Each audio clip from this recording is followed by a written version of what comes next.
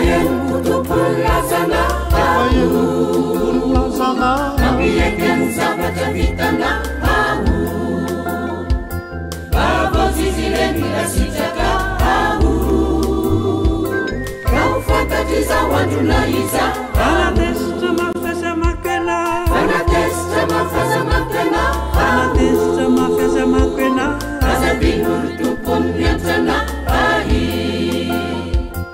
Ariante mana de malitsi hidya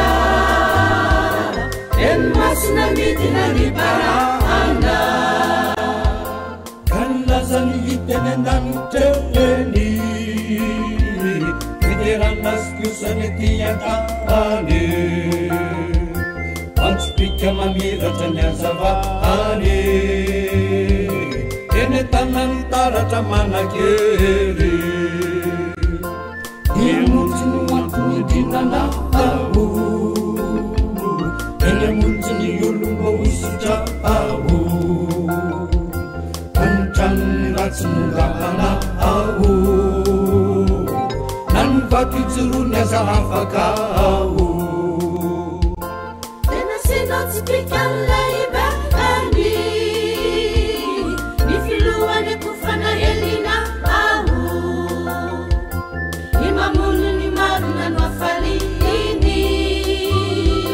Amira virana zapiere ena Nisobale ni kantu na varina au Kana tele ni ramu mangeni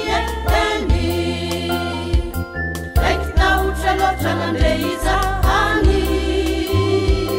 Nani murchu maina sinyara echa Tentona kukunu nanguru Ivaninda kulasan vembena Ikainwa miyanda yanduna au Teni yandwa malinda de pampauri Mzantia mutsuna nyavia ave Nivolubun kutsi tundavuni Yolivanzala vilamuni Ena tati sivukata vitatona Kanini ujawa paita lani ripicha Kanini ujawa balati isitupuni Kani adentukunu wafariku Kamila wafalizi ya muntia hai Entum Joseph Fizonia hai